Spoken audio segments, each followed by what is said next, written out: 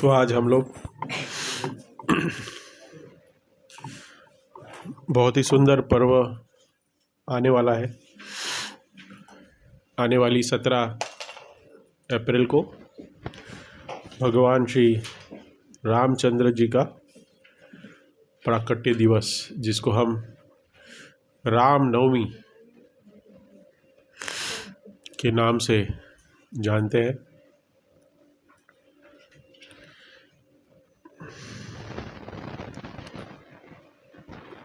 एक बहुत सुंदर तत्व है। हम जब भी भगवान रामचंद्र नवमी को जन्म हुआ, करेक्ट, और अष्टमी को जब हम कहते हैं तो कृष्ण जन्माष्टमी नहीं बोलते। क्या बोलते हैं? सिर्फ जन्माष्टमी बोलते हैं। सब लोग को पता है ये चीज़, जन्माष्टमी आ रही है, करेक्ट। तो क्यों हम तभी कृष्ण जन्माष्टमी कोई नहीं बोलता है? आप कैलेंडर में भी देखोगे, वैष्णव कैलेंडर में तो चलो लिखा ही होगा क्योंकि वो तो तत्व से ही बनाया गया है, लेकिन काल निर्णय और अलग कैलेंडर भी अगर हम देखेंगे तो उसमें देखा गया है कि उसमें जन्माष्टमी लिखा है, कृष्ण जन्माष्टमी नहीं है। क्यों ऐसा? क्या तत्व है?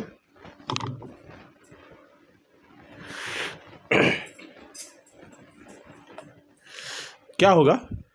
कोई लॉजिक लगाइए, क्या है?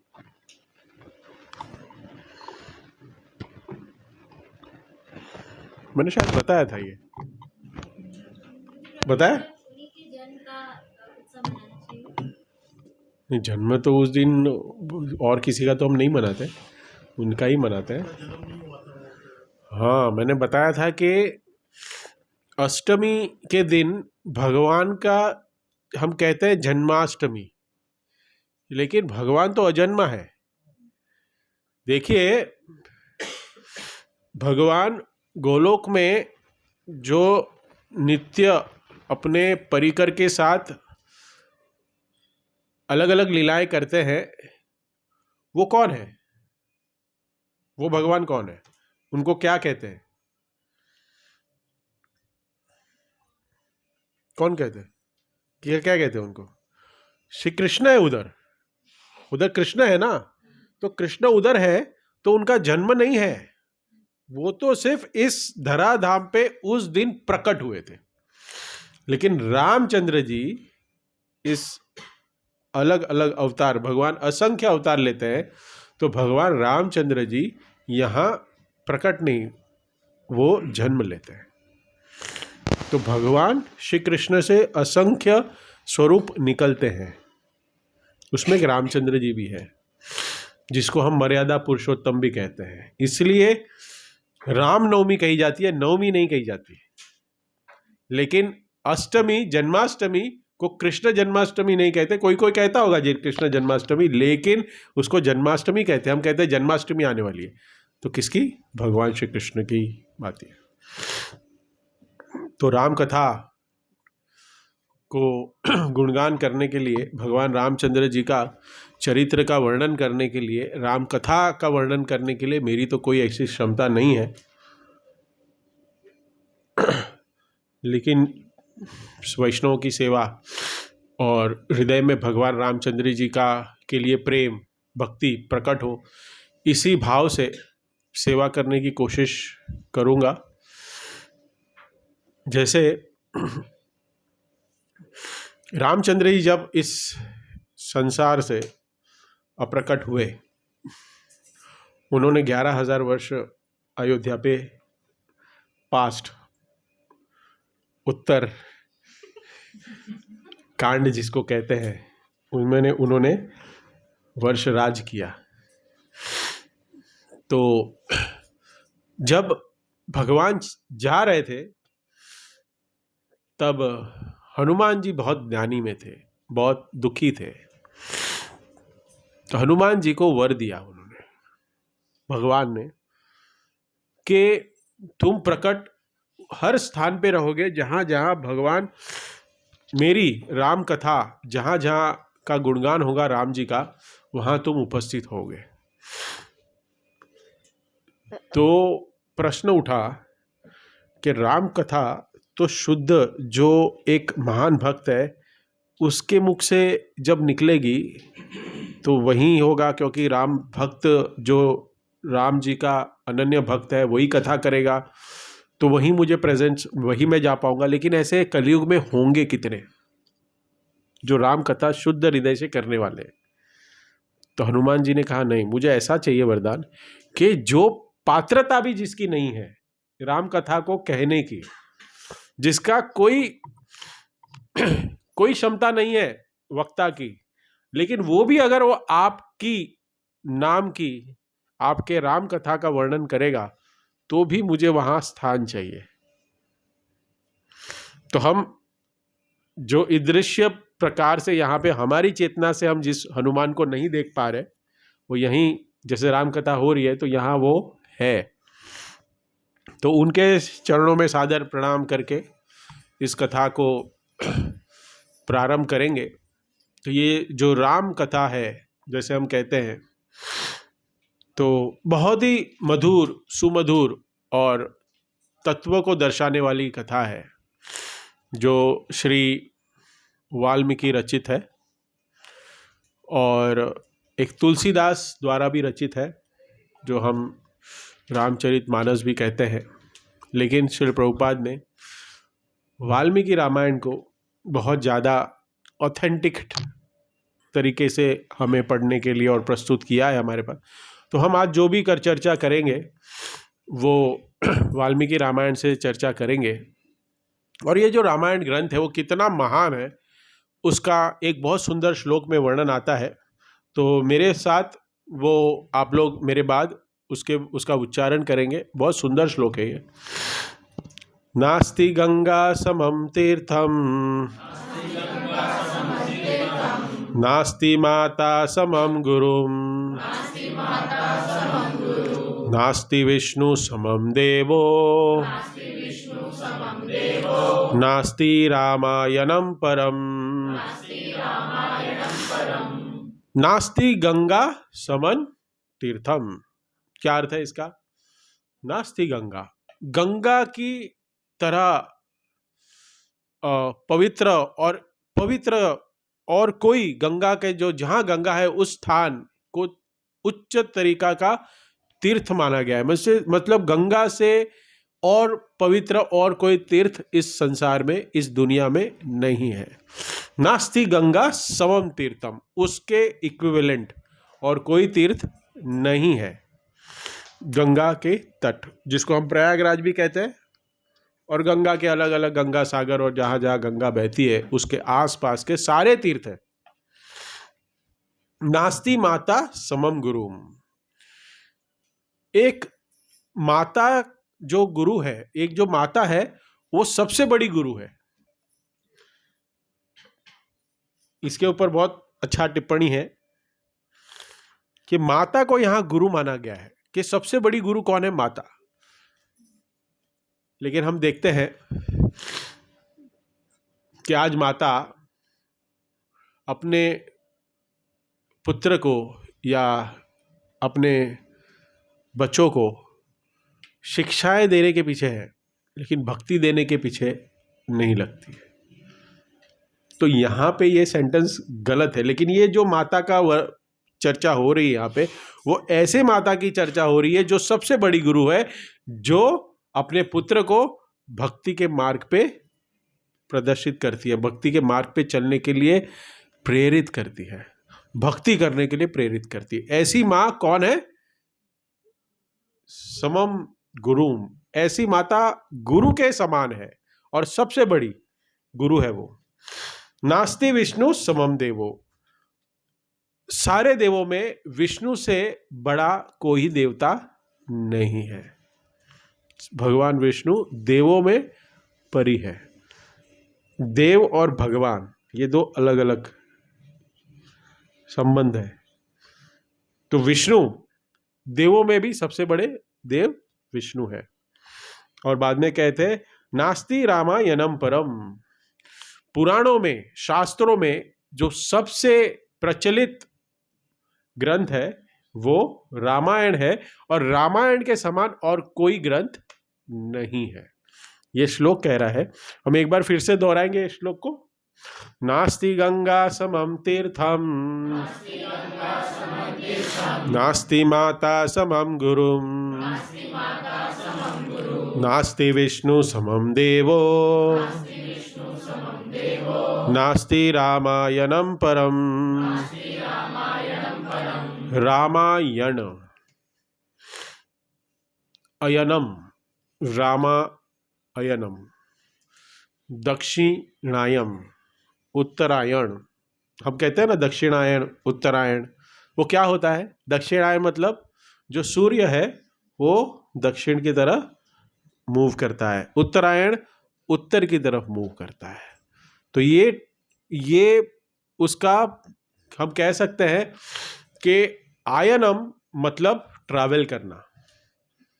आयनम मतलब क्या होता है? ट्रैवल करना, मीन्स एक जगह से दूसरी जगह पे जाना। तो रामायण का अर्थ ये है कि राम के चरित्र की गाथा जो जन्म से लेके उनके इस संसार से विमुक्त, संसार से जाने की ये जो जर्नी है उसको रामायण कहते हैं। राम आयनम, रामायण। और ये जो रामायण ग्रंथ है वो सबसे पुराना इस धरातल पे, इस भौतिक जगत में सबसे पुराना, सबसे प्राचीन ग्रंथ जो है वो भगवत गीता भागवतम नहीं है, वो है रामायण। और वो कितने साल पुराना है? 4 युग है, सतयुग, द्वापर युग, त्रेता युग, कलयुग। भगवान रामचंद्र कौन से युग में आए? त्रेता युग में आए, करेक्ट? कौन कहता है त्रेता युग में और कौन कहता है द्वापर युग में? क्वेश्चन है क्विज का, बताइए। द्वापर में आए या त्रेता में आए? त्रेता में आए, पक्का? चलो चलो, 1 मार्क्स तो सबको मिल ही जाएगा, रिवीजन हो गया हमारा। त्रेता में आए, करेक्ट? तो ये जो रामायण ग्रंथ है वो इतना प्राचीन है, 8,28,000 साल पूर्व वाल्मीकि जी ने इसकी रचना की है। कितने लाख साल? 8,28,000 साल। हमारी आयु कितनी है? स्टैंडर्ड बोलो, 100। स्टैंडर्ड तो 100 ही है। जो कलयुग में भगवान ने दिए आयु, 100 साल जिएगा। सतयुग में कितने साल जीते थे? 1,00,000 साल। हाँ? बच्चा जब एक स्टैंडर्ड से दूसरे स्टैंडर्ड जाता है तो जो हमारे ग्रंथ होते हैं घर में रखे हुए, बच्चों के ग्रंथ, जिसको हम शिक्षा के ग्रंथ कहते हैं, करेक्ट? उसकी आयु कितनी होती है? 1 साल। उसके बाद में वो कहाँ जाते हैं? रद्दी में। सब जाते हैं रद्दी में। और यहाँ पे रामचंद्र जी की वाल्मीकि रामायण, ये कितने साल से हमने संभाले रखी है? 8,28,000 साल पूर्व। आप ये देख समझ सकते हैं कि ये ग्रंथ कितना महत्वपूर्ण है, रामायण। और इस रामायण ग्रंथ में कितने हजार श्लोक हैं? सब क्वेश्चन के आंसर मिल रहे हैं। कितने हजार श्लोक है? 24,000 श्लोक। श्रीमद् भागवतम में कितने हैं? 18,000। और भगवत गीता में कितने हैं? 700। शिष्टाष्टकम में कितने हैं? 8। और महामंत्र में कितने शब्द है?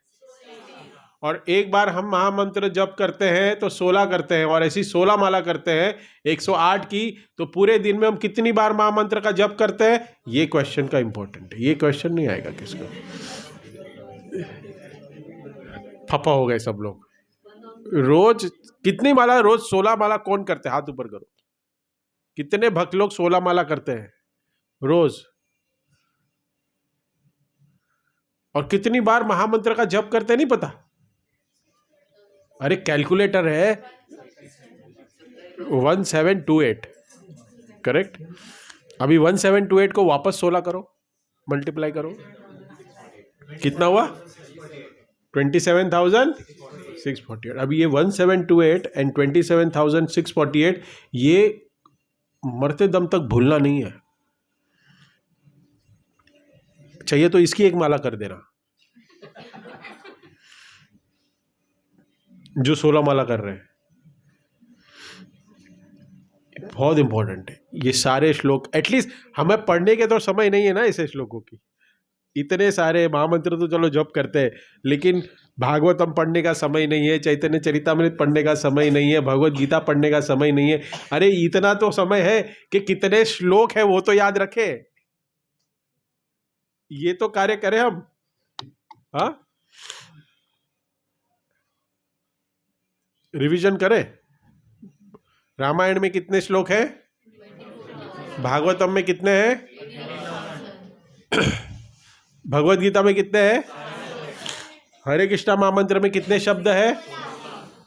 16 माला करते हैं तो कितनी बार हरे कृष्णा महामंत्र का उच्चारण करते हैं? ओके, वेरी गुड, सबको आ गया। अभी ये जो क्विज करने वाले हैं ना, वो मुझे मन में सोच रही है, प्रभु जी हमारा कोई सस्पेंस ही नहीं रखा आपने। रामायण में कितने कांड हैं? हाँ, भगवत गीता में कितने चैप्टर है? भागवतम में कितने कैंटो है? कितने कितने कितने कैंटो है? भागवतम में कितने कैंटो है?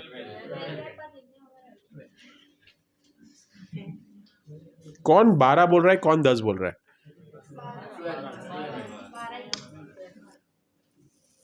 कितने? 12 ही है। कितने? 12। रामायण में कितने कांड है? 8। चलो गिनाओ, अभी आप लोग ही गिनाओ। एक एक एक एक। बाल्यकांड, हाँ, एक मिनट। बालकांड, बालकांड में क्या है भगवान का? किधर तक? नो भाई, रुको। बालकांड में नाम के हिसाब से बाल्य अवस्था का सारा वर्णन है। बाद में कौन सा आता है? अरे पहले अयोध्या तो जाओ, डायरेक्ट वनवास भेज रहे हो। अयोध्या कांड, अयोध्या कांड में क्या हो? भगवान की किशोर अवस्था से लेके सीता महारानी विवाह तक अयोध्या कांड। बाद में अभी भेजो अरण्य कांड, वनवास। उसके बाद किष्किंधा कांड। देखो कलयुग जो है ना, कलयुग नहीं, जो कलयुग जो है ना, उसमें ओपन बुक टेस्ट में भी लोग फेल हो जाते हैं। ये कलयुग का नियम है। तो कलयुग में ओपन बुक टेक्स्ट रख के क्वेश्चन का आंसर देना, ये भी अपने आप में एक क्वालिफिकेशन है, क्योंकि कोई बुक लेके आया तो है और बुक खोल के देखने की, आंसर देने की चेष्टा तो कर रहा है। नहीं तो हम तो ऐसे ही स्कूल में जाते हैं, टीचर को पढ़ा रहे तो पढ़े, हम एक पेन लाया है, वो मेहरबानी की आपके ऊपर। करेक्ट।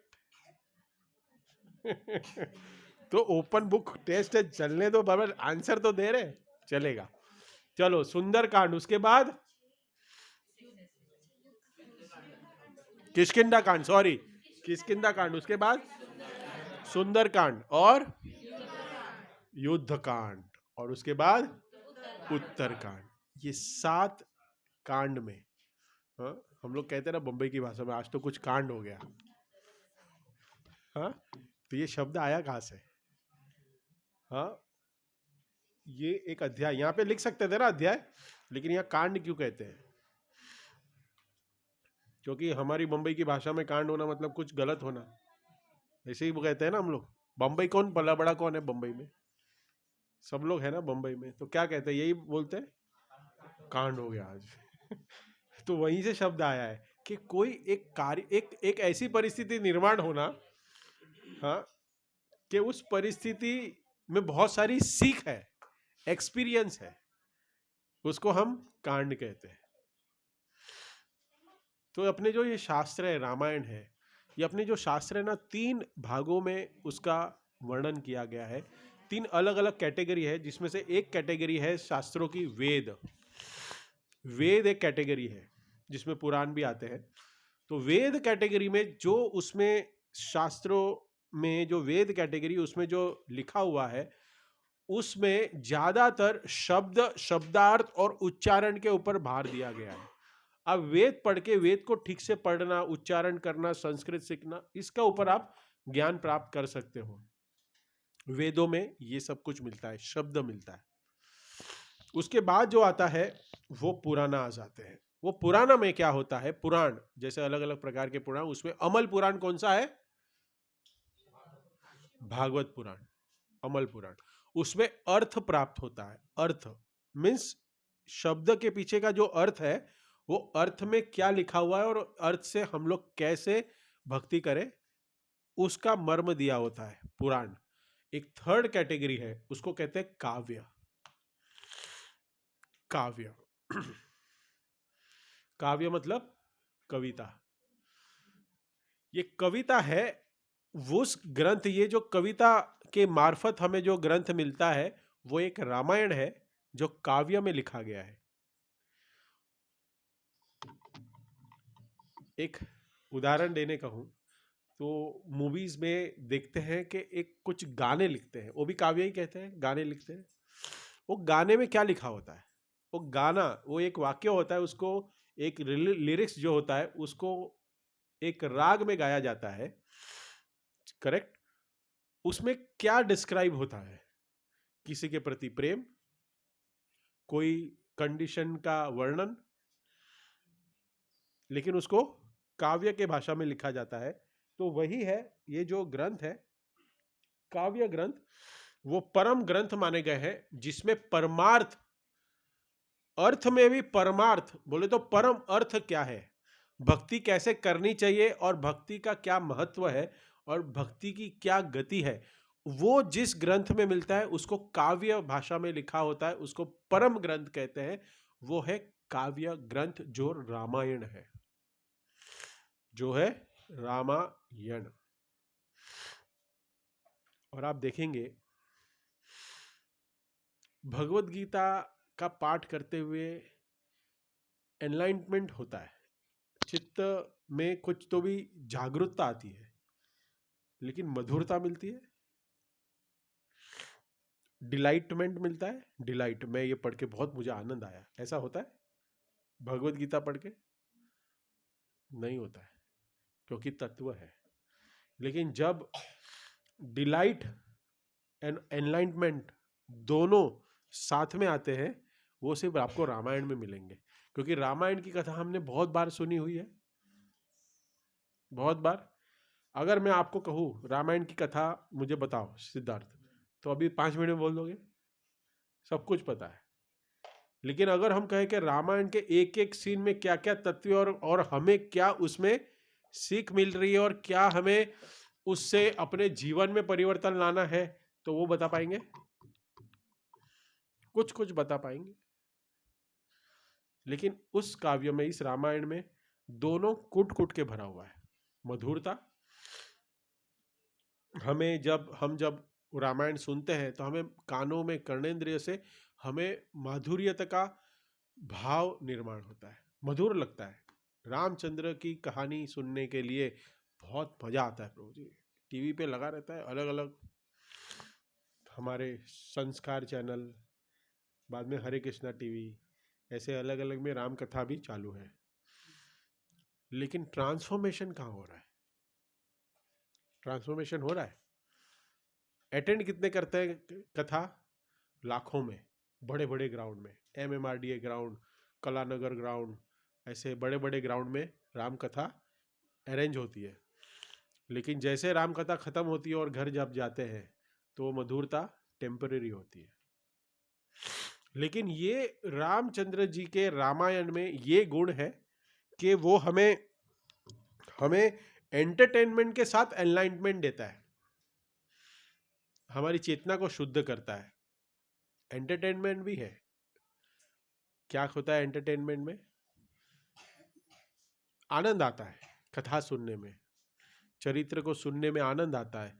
लेकिन उस आनंद के साथ साथ जब हम एनलाइटन होते हैं कि हमें कुछ उसके तत्व समझते हैं, तब उस कथा की मधुरता और गहन हमें समझ में आती है। और इसी भाव से वाल्मीकि जी ने ये काव्यात्मक ढंग से हम जैसे बद्ध जीव के लिए ये रामायण की रचना की,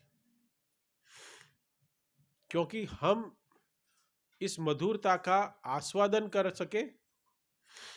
लेकिन हम इस मधुरता पे ही टिक गए, इसके पीछे जो जो भाव है उसको हम बहुत ही रेयरली ग्रहण कर पा रहे।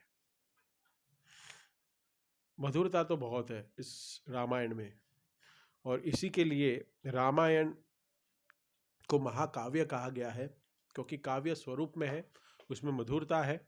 और वाल्मीकि रामायण के कुछ स्टार्ट के ही श्लोक में इस रामायण की महिमा का वाल्मीकि जी गुणगान करते हैं। और ये रामायण कैसा है, ये बहुत सुंदर श्लोक आता है, आप मेरे बात दोहरा सकते हैं। कूजंतम राम रामेति मधुरम मधुराष्टकम आर्यन आयुर्यम कवितम साख्यम वंदे वाल्मीकि कोकिलम कूजंतम राम रामेति मधुरम मधुराष्टकम आर्युम कवितम शाखम वंदे वाल्मीकि कोकिलम। वंदे वाल्मीकि कोकिलम। कोकिल किसको कहते हैं? कोयल को। और कोयल कैसे गाता है? मधुर। कोयल की आवाज बंबई वालों को तो आवाज नहीं आती होगी, आती है किसको? आती है कुरार में? हाँ, पाला है कोयल को, कभी कभी आती है। कोयल अभी भी है। कोयल जब वो कू कू करती है बहुत मधुर लगता है। तो यहाँ पे ये जो कोयल है वो कुहू कुहू कर रही है, लेकिन उसका कोकिल जो हमारे वाल्मीकि जी है वो कोयल की तरह किसका नाम ले रहे हैं? कोयल क्या गा रही है? राम रामेति, रामचंद्र जी की गुणगान कर रही है। और वो कैसे? और रामचंद्र जी का जो राम रामेति, राम जो शब्द का अर्थ है वो क्या है? राम शब्द का अर्थ क्या है? आनंद प्रदान करने वाला, उसको राम कहते हैं, आनंद प्रदान। राम रामेति। और मधुरम मधुरा, और ये राम का नाम कैसा है? मधुर है। कितना मधुर है? मधुराष्टकम, मधुर से भी मधुर है। और आयुर कविता साख्यम, और ये जो कविता है ये किसने लिखी है? कोकिल के, कोयल की तरह ये वाल्मीकि जी ने लिखी है। और वाल्मीकि जी को यहाँ पे कोकिल की उपमा दी है कि कोयल की तरह मधुरता से रामचंद्र जी का जो चरित्र है उन्होंने वर्णन किया है। कूजंतम राम रामेति। लेकिन दूसरे ही श्लोक में पूर्ण विरोधाभास हो जाता है। यहाँ पे पहले ही श्लोक में कोयल की तरह उनके वाणी का वर्णन किया है, कोयल की मधुरता की तरह। और दूसरे श्लोक में वाल्मीकि मुनिर सिंहस्य, वाल्मीकि मुनिर सिंहस्य कवितावनचारिता शृण्वन् राम कथानादन् को न येति प्रसन्गतिम्। वाल्मीकि मुनिर सिंहस्य कवितावनचारिता शृण्वन् राम कथानादन् को न येति प्रसन्नगतिम। यहाँ पे पहले श्लोक में वाल्मीकि जी को कोयल की तरह उपमा दी, कोयल की तरह वो राम जी के गुणों का वर्णन कर रहे कुहू कुहू करके। और दूसरे ही श्लोक में सिंहास्य, अगर चाहे तो भी एक सिंह को कोयल के बीच में रख दे, कोयलों के बीच में, तो वो सिंह गर्जना को छोड़ के कुहू कुहू कर सकता है? किसने बोला इम्पॉसिबल? नहीं कर सकता ना। और अगर कोयल को सारे शेरों के बीच में डाल दिया जाए और उसको कहो अभी तुम गर्जना करो, तो कोयल कर सकती है? नहीं कर सकती। लेकिन वाल्मीकि जी की उपमा 2 श्लोकों में एक के बाद एक, बोले तो ऐसे बीच में बहुत सारे श्लोक नहीं, एक श्लोक कोकिल, दूसरा श्लोक डायरेक्ट गर्जना। कविता वनचारिता, वाल्मीकि मुनिर सिंहस्य, वाल्मीकि जी को सिंहस्य बताया गया है, सिंह की तरह गर्जना कर रहे हैं। और क्या गर्जना कर रहे हैं वो? कविता वनचारिता, उन्होंने जो काव्य किया है, ये जो वन के अंदर जो उन्होंने अलग अलग पत्तियां है, अलग अलग झाड़ है, उनको कविता के वाक्य की उपमा दी है। और श्रवणम राम कथा नादन, और वो जो एक एक काव्य, एक एक जो पंक्ति है, जिसको वन के एक एक पेड़ों की तरह उपमा दी गई है, और वो क्या कर रहे हैं? श्रृणवन राम कथा नादन, और वो सभी वाक्य राम जी के गुणों का वर्णन कर रही है। और उसके साथ साथ जब वाल्मीकि जी गुणों का जो वर्णन कर रहे हैं, वो भी कैसे? सिंहस्य, जब वन में कोई सिंह का आवाज आता है, कोई सिंह का आवाज आता है, तो कौन भाग जाता है? हम भी भाग जाएंगे। हाँ, कौन यति प्रसन्न गतिम, कौन यति प्रसन्न गतिम, सारे प्रकार के जीव उस जंगल से, उस स्थान से भाग जाते हैं। ये 2 श्लोकों में इतना गहन मर्म है कि रामचंद्र की जो कथा है, गाथा है, वो मधुर प्रदान करने वाली है, मधुरता। बहुत सुंदर कथा कही प्रभु जी, बहुत आनंद आ गया, बहुत मजा आ गया। घर जाके ठन ठन गोपाल। मुझे कल बहुत बुरा लगा कि दिवेश प्रभु जी ने बहुत लोगों को कॉल किया, and they didn't answer the calls also, and they didn't reply also. I hope nobody replied you. हाँ, वो तो आए हैं तो वो है, लेकिन there was almost 15 names and there was no reply, no callback.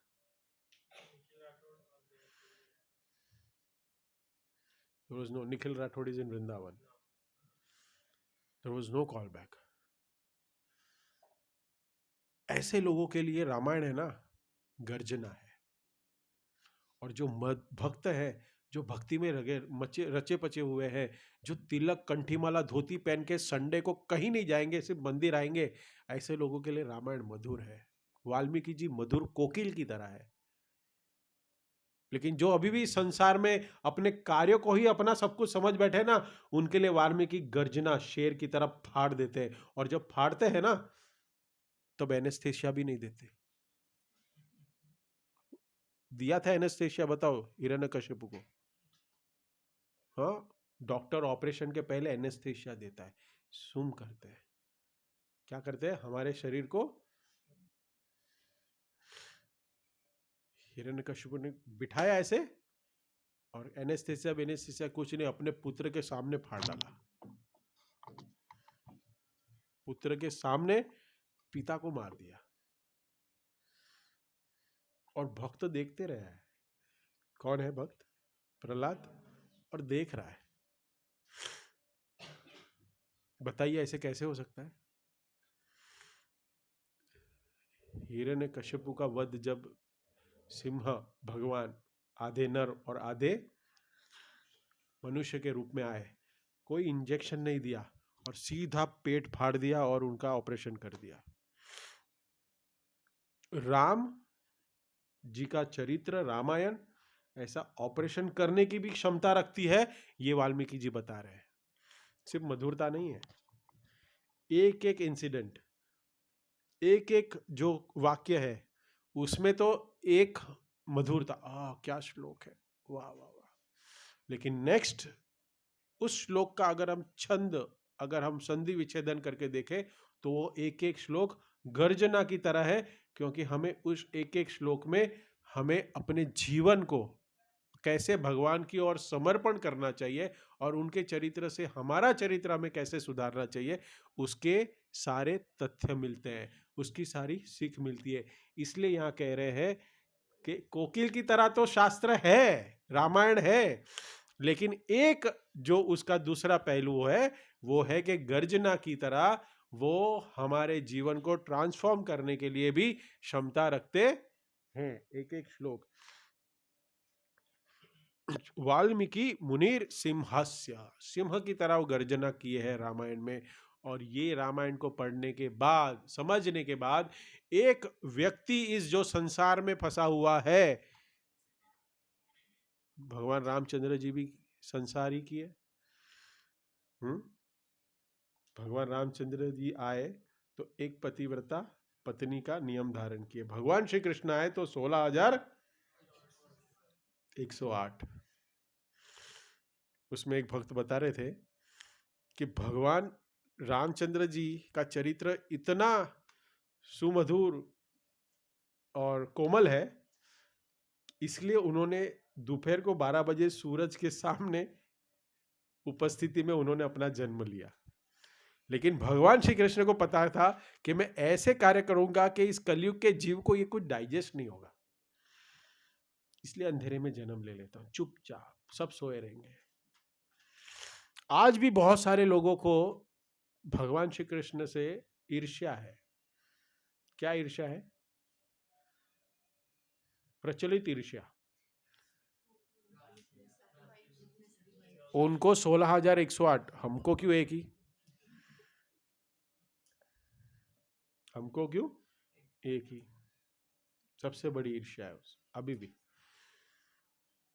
तो ये बहुत सुंदर रामायण की कथा, जिसमें बहुत सारे लर्निंग्स है, बहुत सारे, जिसमें से जो मेन है दो ही है जो मैं आज चर्चा करूंगा आपके सामने।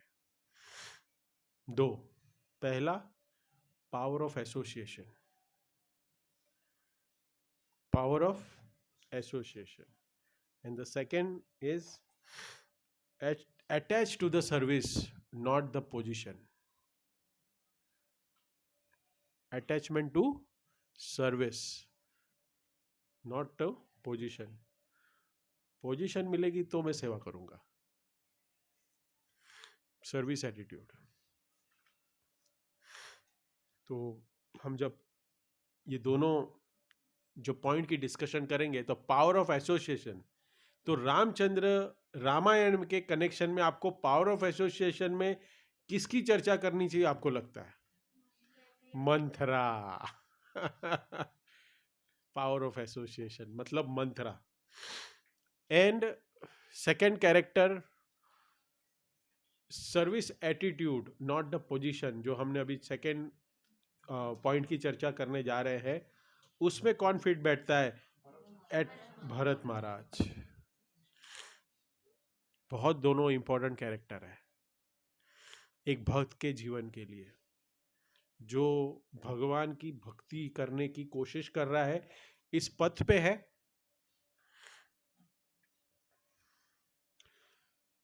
और इस पथ पे उसको विमान कितना बड़ा ऊंचा उड़ता है।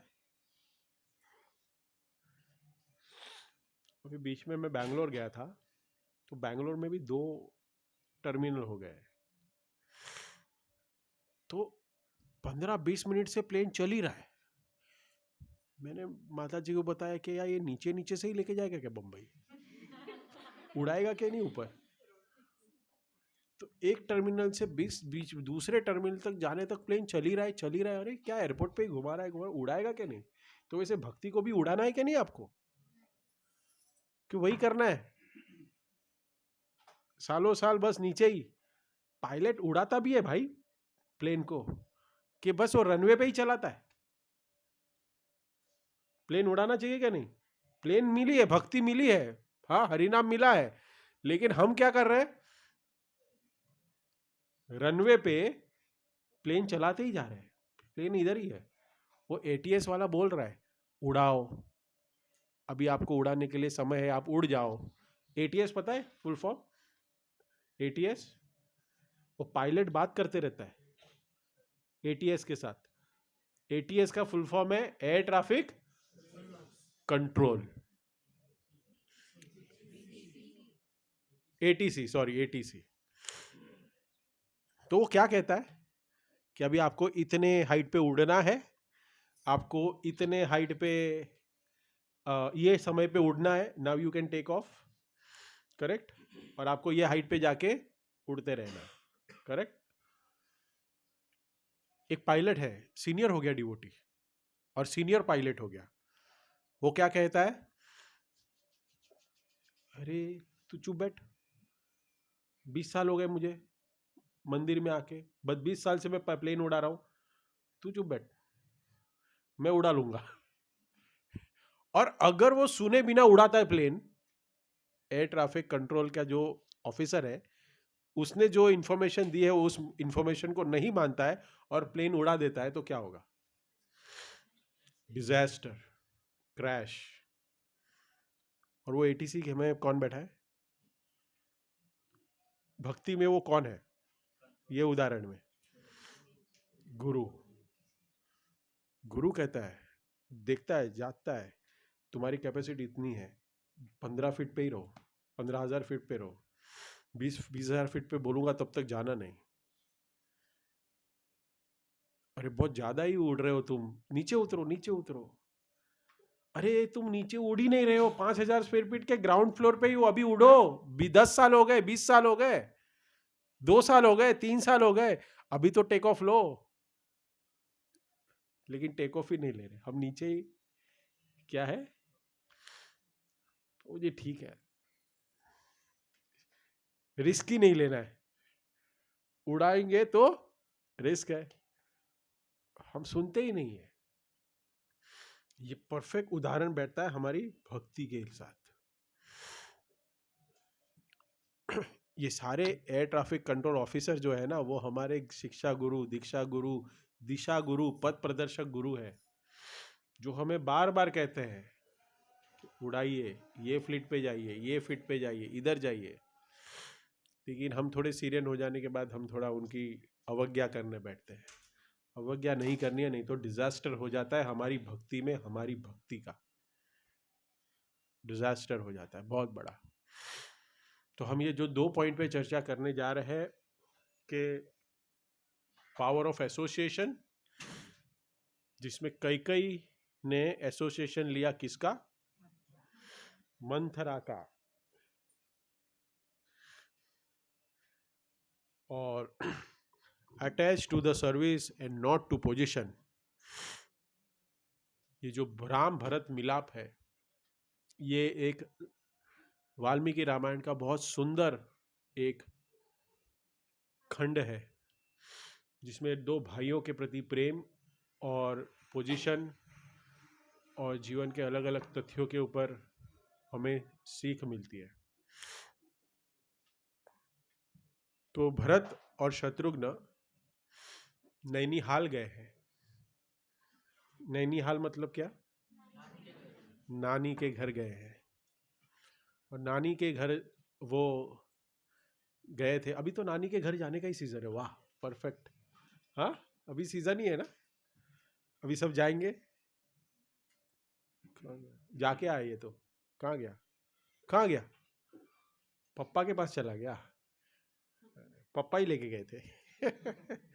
हाँ तो नैनीहाल गए थे, और उस समय हम जानते हैं कि दशरथ महाराज जी का देहांत हो गया। वशिष्ठ जी ने अपने मैसेंजर भेजे तुरंत भरत और शत्रुघ्न को बुलाने के लिए कि भरत शत्रुघ्न आप जल्द से जल्द चलिए। अगर हम कहीं गए हैं और हम कभी ऑफिस में बैठे हैं और कहीं गए हैं और हमें फोन आता है कि जल्द से जल्द तुम्ही घरी या, तो बोला काय झालं, ना तुम्ही लवकर या। तो जब भी कोई ऐसा, और पहले के काल में भी मैसेंजर को क्या हुआ है, उसके पास उसका कोई भी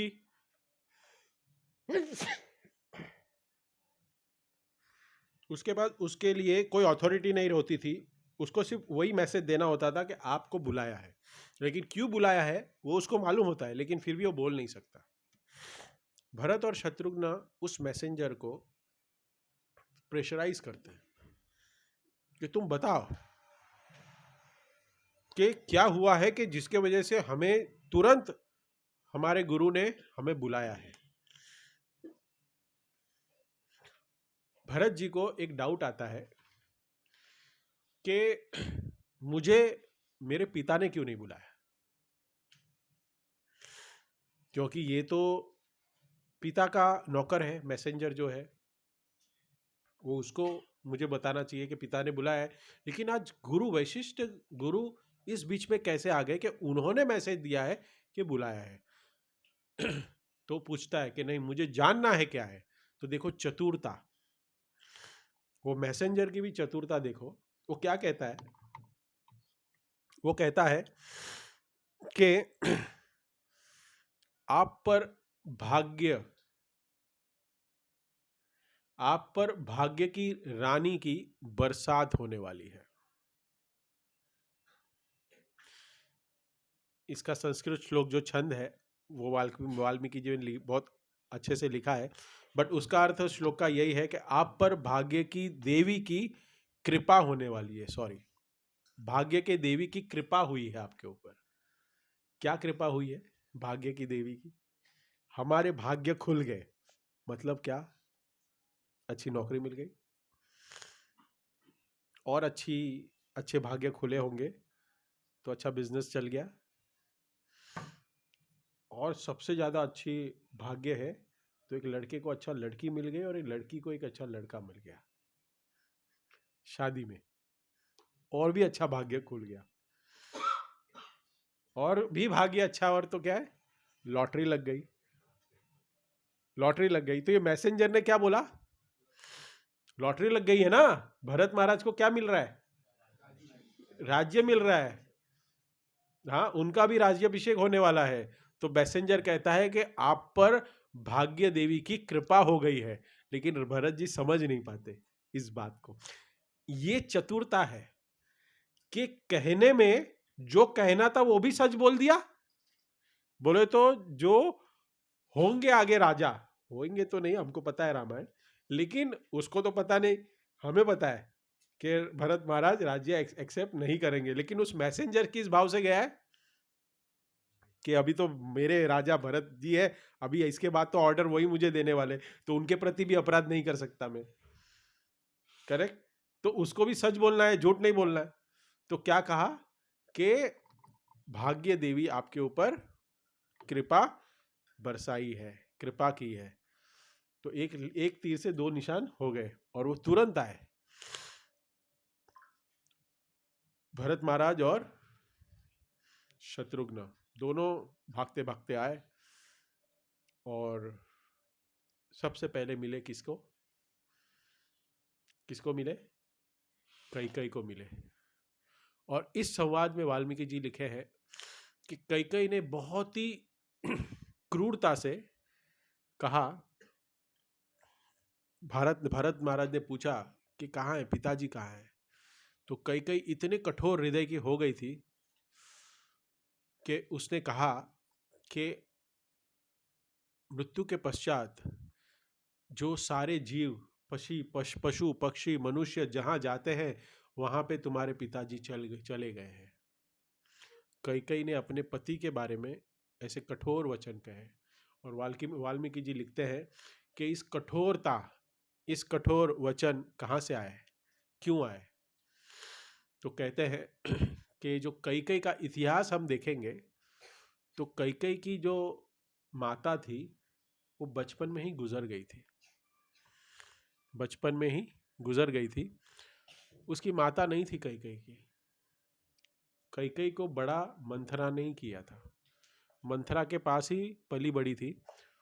और वो मंथरा से इतना लगाव था कैकेयी का, इसके लिए शादी के बाद भी मंथरा ससुराल में दहेज में मिली थी दशरथ महाराज को, और हमेशा सारे सलाह मशवरा वो मंथरा के साथ ही करती। और मंथरा के साथ एसोसिएशन, मंथरा को इनसिक्योरिटी बहुत थी, इनसिक्योरिटी फीलिंग।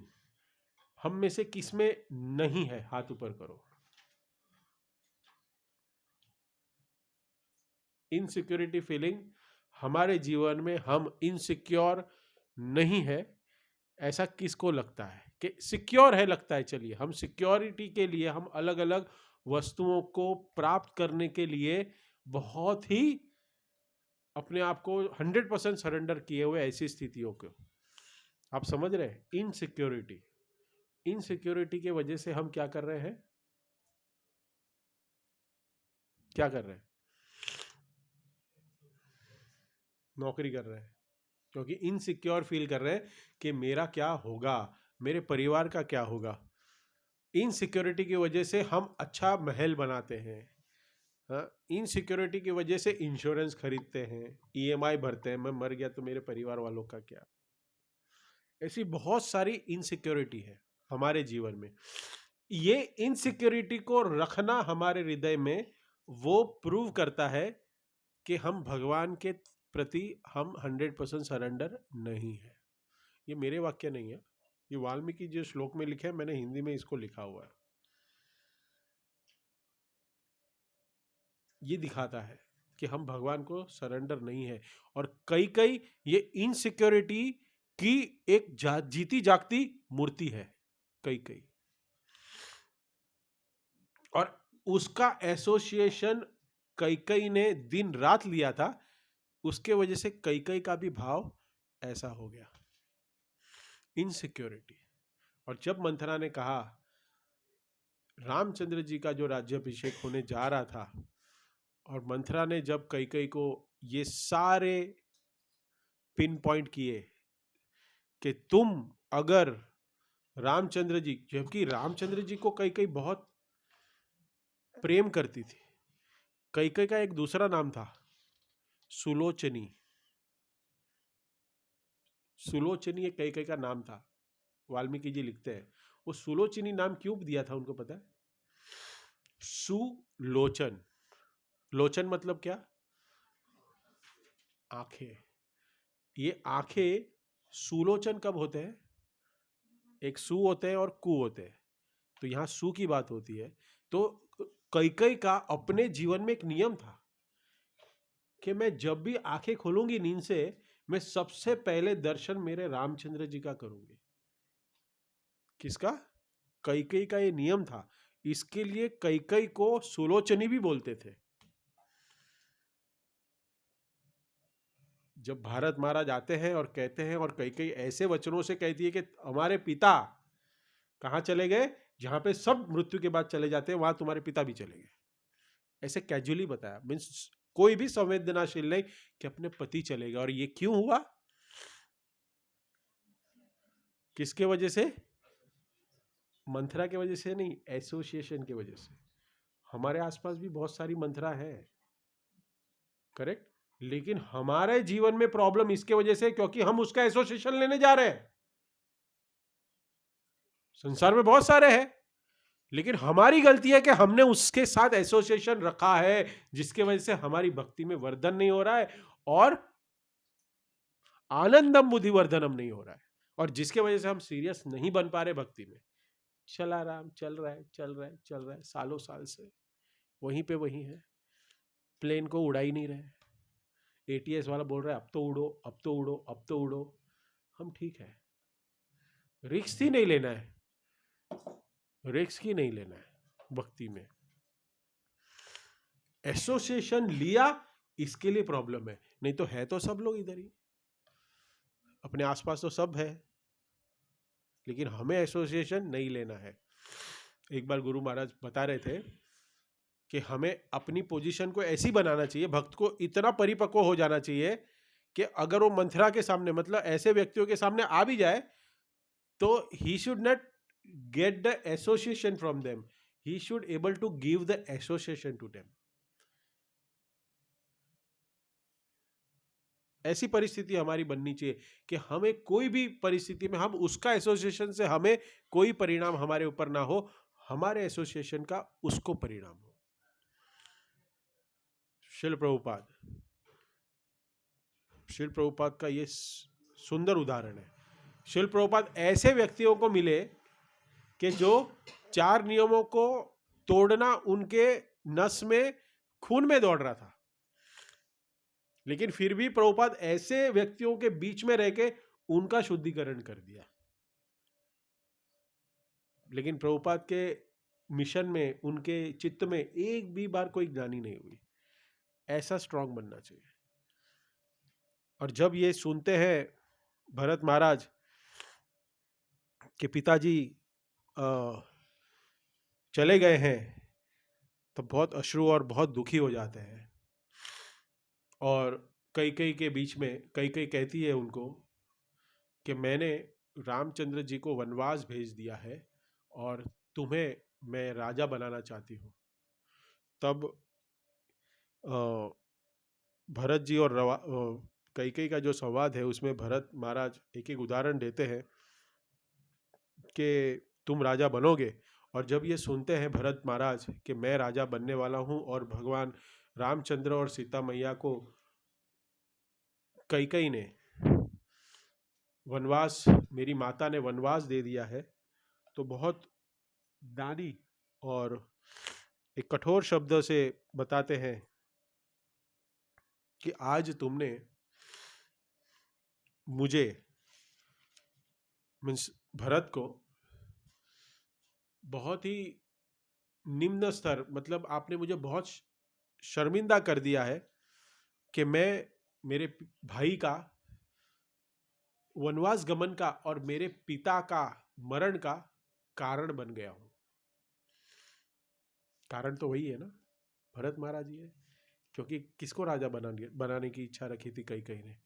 भरत महाराज को। और भरत महाराज कहते हैं कि आज से दुनिया में मेरी अवगणना होगी, क्योंकि मैं अपने पिता के रक्त से मेरा चरित्र लिखा जाएगा और मेरे भाई के वनवास जाने का कारण मुझे बनाया जाएगा, क्योंकि मुझे राज्य को भोगने के लिए तुम्हारी इच्छा थी, और उसमें इसके वजह से मेरे को संसार में सब लोग मेरे ऊपर थूकेंगे। और आज कैकेयी माता, तुमने मुझे बहुत सुंदर गिफ्ट दिया है, बहुत बड़ा गिफ्ट दिया है। तुम माता हो, तुमने मुझे इस अपयश का ऐसा गिफ्ट दिया है जो जिसका भार मैं पूरे जिंदगी भर भी, मुझे जिंदगी भर चलना पड़ेगा, मुझे रहना पड़ेगा। भरत महाराज कहते हैं अपनी माता कैकेयी को। उसी के बीच ये इंसिडेंट होने के बाद भरत महाराज और शत्रुघ्न आगे महल में किसको मिलने जाते हैं? किसको मिलने जाते हैं? किसने बोला? अभी मुझे सुनाई दिया, सही बोला। हाँ, मतलब रामायण तो पता है, लेकिन आप अभी आज सुन रहे, कुछ नया सुनने मिल रहा है, कुछ तथ्य सुनने मिल रहा है? नहीं तो ये तो सब पता है ना। जैसे आपने कहा कौशल्य को मिलने गए, मतलब पता है। तो कौशल्या को मिलने जाते हैं और कौशल्या माता के पास जाके बहुत रोते हैं, और कौशल्या माता भी भरत को आलिंगन करके प्रेम देती है और अश्रुओं की धारा बह रही है। लेकिन तुरंत याद आ जाता है, कौशल्या को तुरंत याद आ जाता है कि भरत के वजह से मेरा राम को वनवास हुआ है, तो इसे धक्का मार देती है यशोदा मैया को। इसलिए मैंने कल भी, सैटरडे था, कल मैंने कहा था लेक्चर में, आप लोग ने सुबह के सेशन में सुना होगा, the 2 most important character in Ramayana, one is Bharat and which is second Hanuman. जो मॉर्निंग सेशन जोड़ते हैं उनको पता है, हनुमान। ये 2 बहुत इंपॉर्टेंट कैरेक्टर है भक्त के लिए। ऐसे एंटरटेनमेंट के लिए बहुत कैरेक्टर है, शूर्पणखा भी है एंटरटेनमेंट के लिए, हाँ। लेकिन ये भक्त के जीवन में दो इंपॉर्टेंट कैरेक्टर है, दासानुदास भाव, जीवे रे स्वरूप होए कृष्ण नित्य दास, मुझे न धनम न जनम न सुंदरिम कवितम व जगदीश कामये, मुझे और कोई आशा नहीं, आपके सिर्फ भक्ति, आपके चरणों की सेवा की आशा है। ये दो कैरेक्टर ने ही प्रूव करके दिखाया, भरत और हनुमान। धक्का मार दिया कौशल्या ने, अपनी माता ने।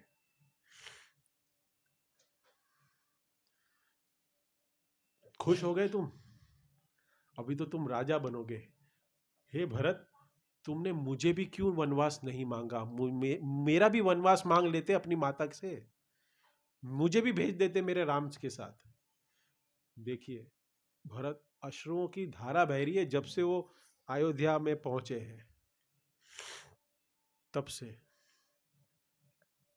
और कौशल्या ने भी, और आगे आगे आएगा कि कितने लोग भरत के कैरेक्टर के ऊपर डाउट करते हैं।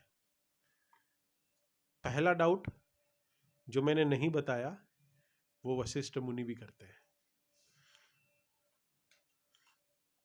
क्योंकि वी नेवर नो ना, क्योंकि ये नहीं हाल पहुंचे गए, ये अपने नाना के घर पे है, और शायद इनकी यही हो कि ये सब यहां करो, और ये तो है ही नहीं यहाँ पे, उसने तो कुछ किया ही नहीं होगा। समझ में आ रहा है? ऐसा होता है, ऑफिस में होता है, तू बॉस के साथ ऐसे बात कर और तू ये कर, लेकिन मेरे सामने मत करना, नहीं तो उसको डाउट आएगा। होता है। इसलिए रामचंद्र चरित्र मानस या फिर वाल्मीकि रामायण अगर डिटेल में समझे ना, इससे अपनी जिंदगी भी अच्छे से सुधर सकती है। एक एक कनेक्शन हम कर सकते हैं, लेकिन इसके लिए क्या चाहिए? शास्त्र चक्षु। इसके लिए गर्जना भी है और कोयल भी है। कोई कोयल की तरह मीठा, हाँ बहुत अच्छा बहुत अच्छा बहुत अच्छा लगा, घर पे चले गए, कोई ट्रांसफॉर्मेशन नहीं, जैसा है वैसा ही, जैसे जी रहे वैसे जी रहे। और कोई गर्जना की तरह इसमें तथ्य को लेगा और अपने जीवन को ट्रांसफॉर्म कर देगा। दूसरा जो डाउट खाया था वो है कौशल्या। कौशल्या और उसके बीच में बहुत सारे तर्क वितर्क होते हैं। He was trying to convince कि नहीं ऐसा कुछ नहीं है, मेरा इसमें कोई रोल नहीं है। तब वो कहता है, तब भरत कहते हैं अलग अलग तर्कों से, और फिर कौशल्या माता भरत के प्रेम से और भरत के अश्रु और उनके चेहरे से, हाव भाव से समझ लेती है कि इसमें भारत का कोई भी दोष नहीं है। और तब कौशल्या जो भगवान भरत जी का गुणगान करती है, उसमें कहती है कि शायद ऐसे हो सकता है कि चंद्रमा शीतलता छोड़ के जहर की बारिश, जहर जैसी उष्णता प्रदान करना शुरू कर दे। उष्णता तो सूर्य दे सकता है ना, चंद्रमा उष्णता दे सकता है, लेकिन कौशल्या कहती है कि हो सकता है, ये श्लोक है वाल्मीकि रामायण में, कि हो सकता है कि चंद्रमा विषैले किरणों की बारिश, मतलब शीतलता प्रदान, उष्णता प्रदान कर सकता है चंद्रमा, आगे वाले आने के दिनों में ऐसा हो सकता है। कौशल्या मारिन कहती है ऐसा भी हो सकता है कि बर्फ, ये जो बर्फ है उसमें से भी उष्णता प्रकट हो सकती है, उसमें भी आग लग सकती है, बर्फ में से भी आग प्रज्वलित हो सकती है। और आगे कहते हैं कि ऐसे भी हो सकता है, शायद ऐसे हो सकता है कि भक्ति करने से वो भगवत भक्ति भी प्राप्त ना हो, कोई लाभ प्राप्त ना हो। ऐसा भी हो सकता है कि कोई भक्ति कर रहा है लेकिन उसको कोई लाभ नहीं मिल रहा है, ऐसा हो सकता है, ऐसा भी हो सकता है। लेकिन तुम्हारे प्रति जो राम के प्रति तुम्हारे हृदय में जो प्रेम है वो, उसको मैं आज परख गई हूं। ऐसा सब कुछ हो सकता है, लेकिन तुम्हारे प्रति भरत, तुम्हारे प्रति राम के प्रति कोई द्वेष नहीं है, मैं आज समझ गई हूं। तो वहां पे भरत ने अलग अलग तर्कों से माता कौशल्या को कन्विंस किया, और वहां पे एक तो भार उठ गया भरत का कि भाई अभी कौशल्या को तो मैंने माता को मैंने समझा दिया कि इस षड्यंत्र में मेरा कोई रोल नहीं है। फिर आगे जाते हैं, वो कैकेयी के पास वापस जाते हैं और कैकेयी कहती है कि प्लीज एक्सेप्ट कर लो इस राज्य को। उतने अचानक शत्रुघ्न की आंखें खुलती है, पहले तो खुली थी लेकिन ट्यूबलाइट जल जाती है कि ये सब हुआ हमारे एब्सेंस में, लेकिन लक्ष्मण तो थे, लक्ष्मण जी तो थे, तो लक्ष्मण जी ने क्यों नहीं किया विरोध इस बात का। तब बात आती है कि ये कैसे हुआ। तब तक नहीं पता था कि ये जो विरोध, ये जो प्रॉब्लम हुआ है, ये जो कांड हुआ है, वो ये मंथरा के वजह से हुआ है। कॉलम के पीछे लाल साड़ी में बंदरिया खड़ी थी।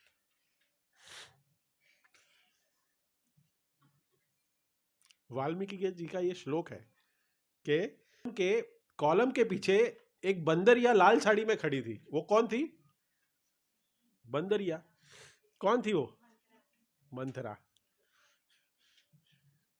वाल्मीकि जी ने उन मंथरा को बंदरिया की तरह उपमा दी है कि वो बंदरिया खड़ी थी। शत्रुघ्न कहते हैं हो ना हो यही हो सकती है। तो शत्रुघ्न बाल खींच के, जैसे भरी सभा में दुशासन ने द्रौपदी के वस्त्र हरण करने की चेष्टा की और बाल खींचे थे और भरी सभा में खींच के लाया था, वैसे ही दुशासन ने मंथरा के बाल खींचे और जमीन पे फेंक दिया उसको और कहा भरत को कि इस कलंकिनी ने हमारे घर में अशांति पैदा की और यही है हमारे पिता का मरने का कारण और हमारे भाई के वनवास जाने का कारण। इसका हम वध कर देते हैं, इसको हम मार देते हैं। दुशासन शत्रुघ्न कहता है भरत को, भरत रोक लेता है, नहीं शत्रुघ्न। भरत कहते हैं कि मैं तो चाहता हूं ऐसा कार्य मैं कैकेयी के साथ करूं, बाल खींच के मैं इनका वध कर दूं।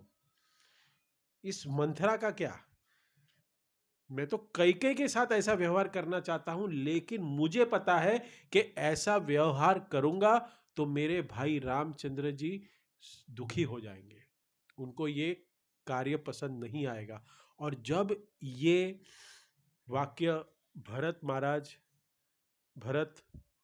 कहना उचित नहीं है, लेकिन कह सकते हैं क्योंकि दशरथ महाराज ने तो आदेश दिया है वशिष्ठ मुनि को कि मेरे बाद वो राजा बनेगा, और अथॉरिटी के अगर मैं सब कुछ देखूं तो अथॉरिटी के साथ तो वो राजा है ही। तो ऐसे भरत महाराज बोलने में भी नहीं है, लेकिन भरत ही कहेंगे, नहीं तो भरत महाराज को अच्छा नहीं लगेगा कि अनिरुद्ध भरत महाराज बोल रहे हैं। इसलिए भरत कहता है कि मैं तो चाहता हूं कैकेयी के साथ ऐसा व्यवहार हो, लेकिन मेरे अपने राम को ये पसंद नहीं आएगा, इसलिए मैं रुका हुआ हूं। और जब ये वाक्य कैकेयी सुनती है तो कैकेयी का पूरा ट्रांसफॉर्मेशन हो जाता है, उसका हृदय पूरा ट्रांसफॉर्म हो जाता है। क्योंकि कोई बेटा अपनी माता के साथ ऐसा व्यवहार कर कैसे सकता है? कर सकता है? नहीं कर सकता। और जब ये सोचता है कि ये सोच कैकेयी सोचती है कि इसके हृदय में ऐसे ज्ञानी हुई है, लेकिन फिर भी ये रुक गया है, और किसके वजह से? जिसको मैंने वनवास को भेजा, उसकी शिक्षाओं के आधार पे वो मेरे से ऐसा व्यवहार करने की सोच भी नहीं रहा है, तो ये मैंने क्या कर दिया। और वहां पे ट्रांसफॉर्मेशन हो जाता है, कैकेयी को अपनी गलतियों का एहसास हो जाता है। उस वाक्य पे वाल्मीकि जी लिखते हैं कि that was a turning point when Kaikeyi started crying for Ramchandra ji and for Dasharath Maharaj. Dasharath Maharaj जब गुजर गए थे तब तक कैकेयी रोई नहीं थी। अभी तक शव घर में ही है दशरथ महाराज का, अभी तक शव घर में ही है, क्योंकि ये तो जब आए हैं अपने नानी के घर से आए हैं शत्रुघ्न, और ये जो सीन हो रहा है वो आए हैं और ये सब सीन हो रहा है। रेस्ट भी नहीं लिया है, सब भवन में जा रहे हैं और घर में बहुत बड़ा कांड हो गया है। अभी तक दशरथ महाराज घर पे है, और जब कई कई रोने लगती है रामचंद्र के लिए और दशरथ महाराज के लिए, फिर दशरथ महाराज का अंतिम संस्कार सब लोग करते हैं। और उसके बाद फिर दशरथ महाराज बाद में भरत जी कहते हैं कि now we will all together go to where, किधर,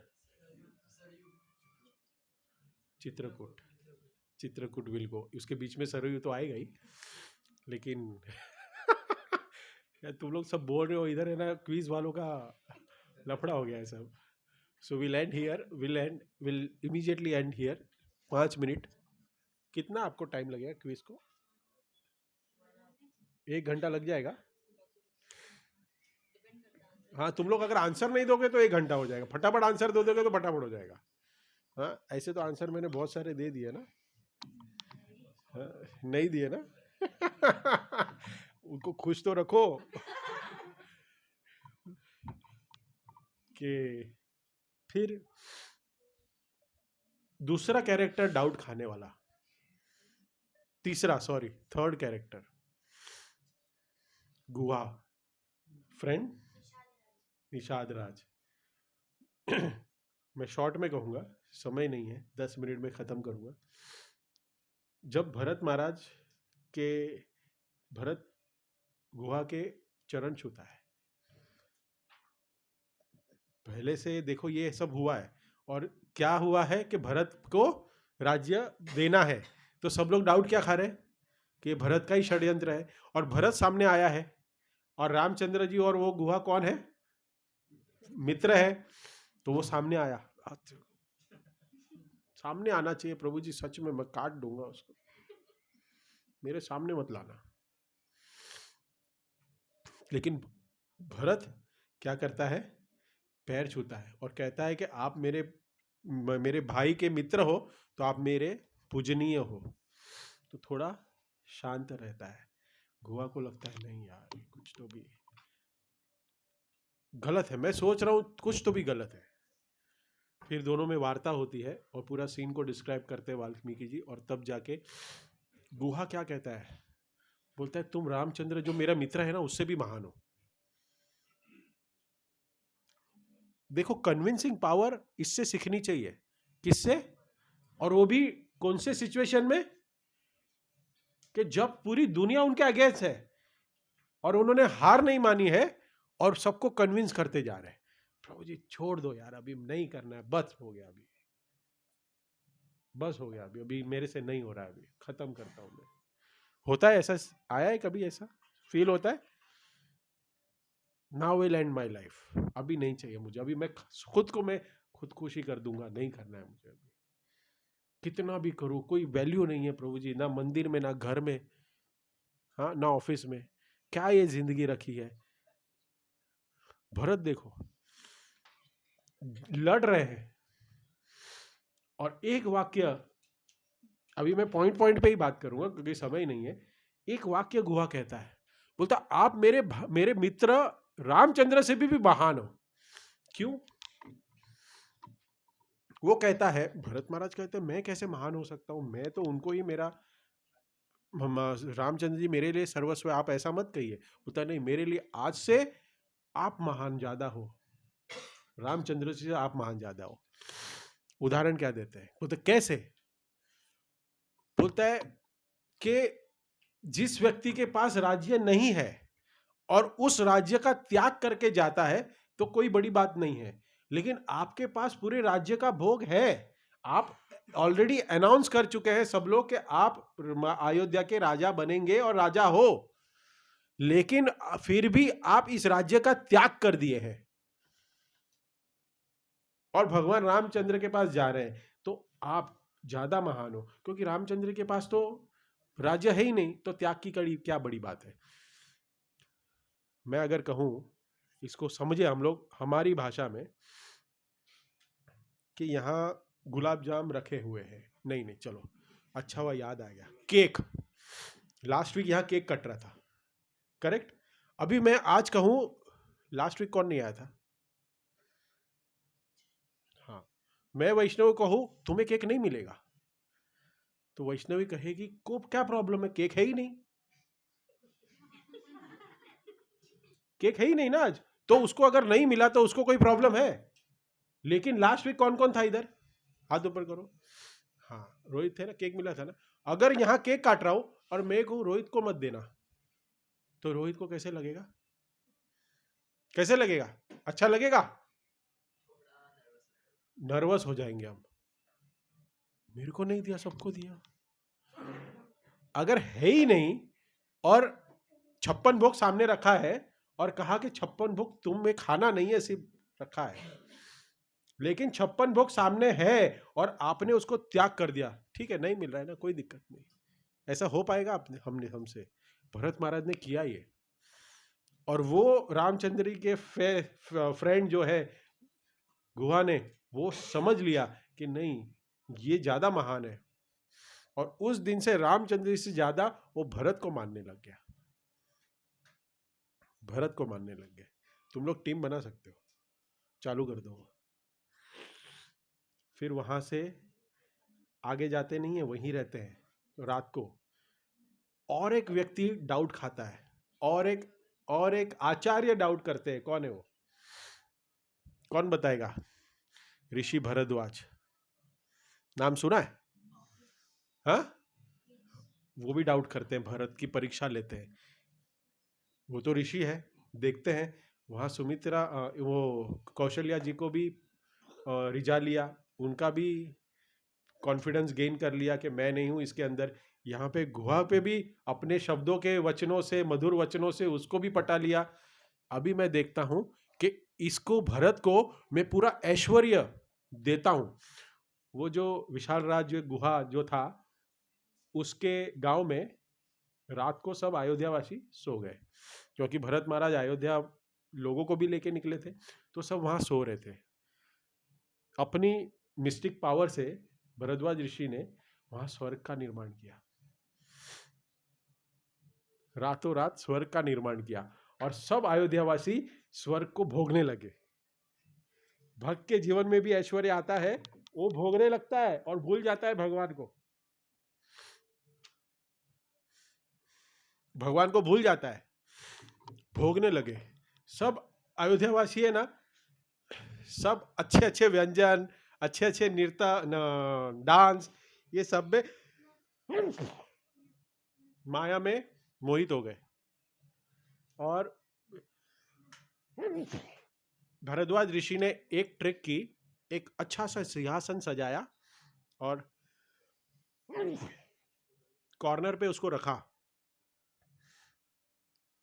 और ऐसी जगह पे रखा कि भरत का ध्यान उधर जाए, भरत का ध्यान उधर जाए। और जैसे उधर ध्यान जाता है, भरत वहां चलते हैं, और यहां ऋषि भारद्वाज खुश हो जाते हैं कि पकड़ा गया चोर, चोर पकड़ा गया। और जैसे सिंहासन के ऊपर चढ़ते हैं, स्टेप्स के साथ चढ़ते हैं, उसके आजू बाजू में चामर और मोरपंख होता है। भरत महाराज चामर लेके चामर डुलाने लगते हैं। रामचंद्र है नहीं वहां पे, बैठे नहीं है, लेकिन रामचंद्र जी चामर को हिलाने लगते हैं, हवा मारने लगते हैं, और वो मन ही मन सोचते हैं कि मेरे रामचंद्र जी यहाँ बैठे हैं। और ये ऋषि भारद्वाज चुपके से देख रहे हैं, क्योंकि उन्होंने मायावी नगरी बनाई है, मायावी स्वर्ग बनाया है, और भारद्वाज ऋषि देखते हैं।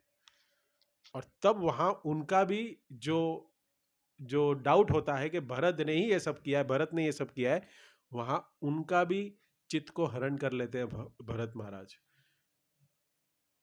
और भरद्वाज ऋषि भी कहते हैं कि नो, भरत इज राइट, उनके हृदय में कोई राज्य की आशा नहीं है, ये जो भी किया हुआ है किसका है, ये कई का ही है। ये सब उदाहरण से, ये रामचंद्र जी का चरित्र और रामायण है। ये आप सब कभी भी टीवी में और कभी कहीं कथा में ये सुना आप लोग ने, ये सब आपको इस्कॉन में ही सुनने मिलेगा, और कहीं सुनने नहीं मिलेगा। लिख लो आप, कहीं भी, कोई भी राज्य में चले जाओ, सब कथा करके, प्रसाद खा के, हरे कृष्णा, जय श्री राम। एक लास्ट मैं कह के एंड करूंगा, उसके बाद लक्ष्मी प्रिया मेरे को प्लीज रोक देना, क्योंकि तुम ही रोक सकती हो मेरे को यहाँ पे, दूसरे और किसी का साहस नहीं है।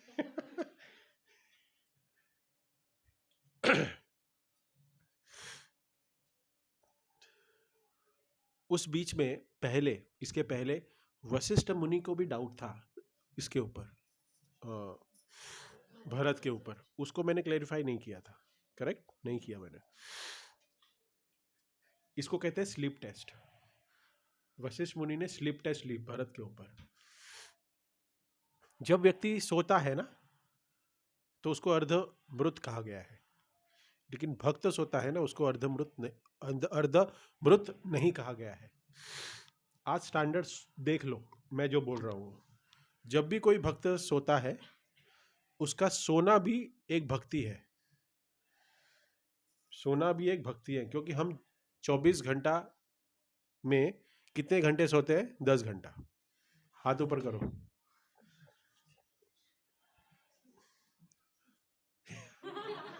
I really appreciate this. I really appreciate. Clap for him. बहुत लोग सोते हैं लेकिन हाथ ऊपर करने का साहस नहीं है किसी में, साहस नहीं है किसी में। तो मैं मिनिमम समझ रहा हूं 8 घंटा। 8 घंटा में समझू 100 साल हम जिए तो कितने घंटे सोए, कितने साल सो गए? 33 years हम सो रहे थे। और कहीं कहीं बार आप लोगों ने कभी कभी सुना हुआ है कि रात को सोया उठा ही नहीं, सुना हुआ ऐसा? रात को सोया कोई व्यक्ति, वो सुबह उठा तो मृत था, वो मर गया था। ऐसा कभी इंसिडेंट हुआ है? रात को ही सोते सोते हार्ट अटैक आ गया, मर गया। तो भक्त को सोने में भी सचेत रहना चाहिए, क्योंकि मृत्यु कभी भी आ सकती है। तो सोने के समय अपने अपने बेड को, अपने आसन को प्रणाम करना चाहिए, और सोने के समय 3 बार महामंत्र का उच्चारण, 3 बार प्रभुपाद की प्रणति, 3 बार भगवान श्री कृष्ण की प्रणति, ये जो सारे मंत्र है उसका उच्चारण करके सोना चाहिए गुड कॉन्शियसनेस में। स्लीप टेस्ट में ये वशिष्ठ मुनि ने भरत की परीक्षा ली और कहा कि आज इसकी परीक्षा लेंगे, क्योंकि सुबह उठ के उसका राज्याभिषेक करना है। लेकिन तभी निकल गए भरत महाराज ने, ये सब इंसिडेंट होने के बाद कहा कि हम लोग जाएंगे चित्रकूट, भरत को भगवान रामचंद्र, लक्ष्मण और सीता को लेने के लिए सारे अयोध्यावासी चलेंगे। उसी दिन पहले रात को जब भरत महाराज सोए और सुबह उठ के उनका राज्याभिषेक करना था, क्योंकि आदेश था दशरथ महाराज का वशिष्ठ मुनि को कि तुम्हें भरत को अभी राज्य देना है। तो वशिष्ठ मुनि और सारे उनके जो एसोसिएट है वो सभी भरत के कक्ष में गए और जोर से शंखनाद करने लगे। ये ट्रेडिशन है, जिस दिन जिस व्यक्ति का राज्याभिषेक होता है उसको शंखनाद से उठाना होता है, और ये चीज भरत महाराज को पता थी। और जैसे भरत सोए हुए थे अपने बेडरूम में और ये शंख का आवाज सुना, उन्होंने अपने कान को बंद कर दिया। बोलता बंद करो, मैं राजा नहीं बनना चाहता, मैं राजा नहीं हूं। इस अयोध्या के जो राजा बनेंगे वो सिर्फ और सिर्फ रामचंद्र जी बनेंगे। देखो, सोने के बाद तुरंत उठते हैं कोई व्यक्ति, वो इतना कॉन्शियस नहीं होता। तभी हमें सोने के बाद कोई उठाएंगे ना तो थोड़ा टाइम लगता है ना, अपने क्या हुआ, आग लग गई है, भागो भागो भागो।